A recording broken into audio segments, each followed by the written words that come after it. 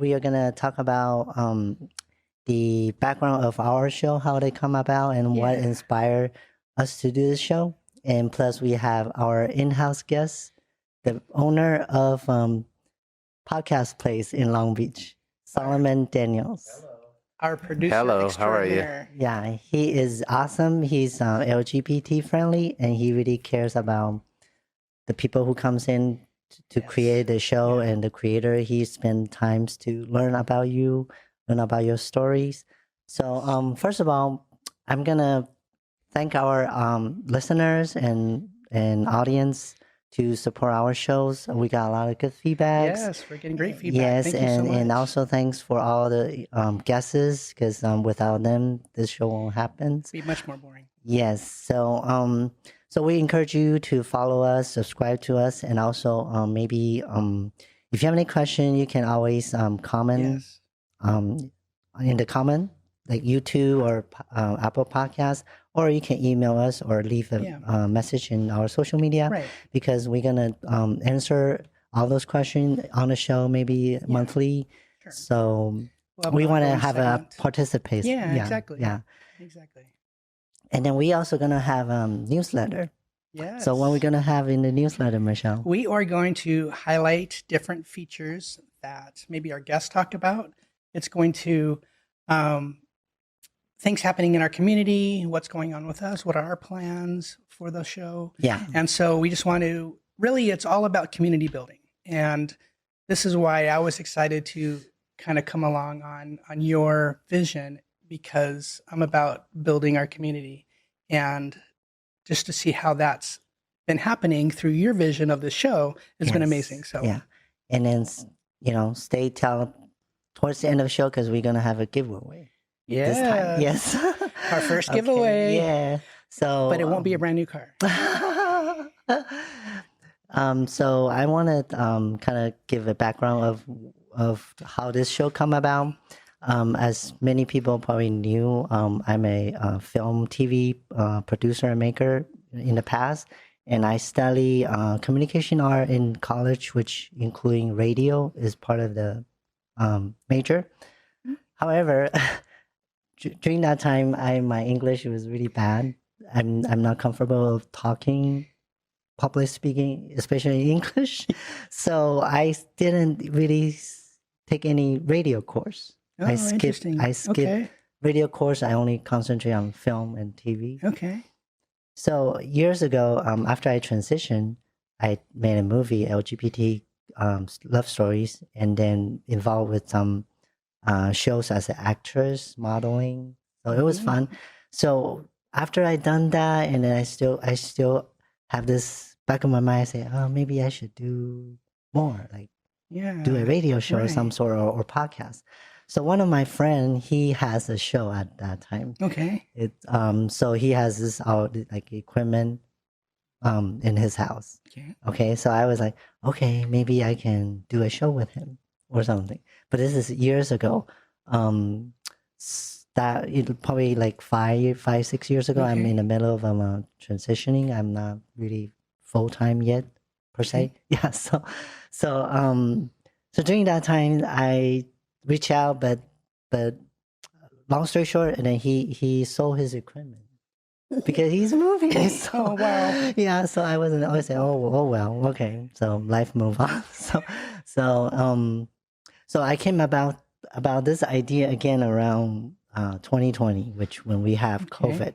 Good old Okay. COVID. Yes, because I'm everyone sitting at home, nothing to do, and everything. So that's the time when I start feeling that okay, I should maybe start doing podcasts, thinking about podcasts again. Yeah. And at the same time, because we have a lot of time at home, so I started learning a lot about business, about personal development, and then it hits me because I realize personal development is part of life transformation. Absolutely. Yeah. Absolutely. So have you ever experienced that, like when you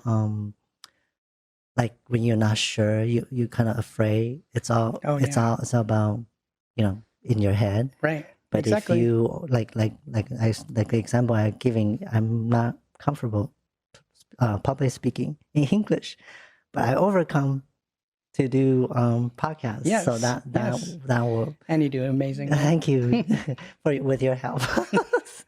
So what I'm trying to say is so 2020, and then I reached out to another friend that she some sort had a business background, because I wanted the show to be about life transformation and also related to personal development and business, Right. because that will encourage people trans community to do more business, Right. because we often get discriminated Exactly. Yep. from employment and all that. Right. Yeah. So, and then, like I said before, I feel lonely without knowing anything. There's no trans colleagues Right. in the business. Right. And by doing this show, I reach out, I expand my contact, my network. Right. Yeah. So what happened is the person that I was reaching out in the beginning, it didn't work out, which I didn't give up, because originally we were supposed to start in January of this year, 2022, right. But we delayed it until March because of that reason. But I didn't give up, and luckily I met Michelle and we hit it off.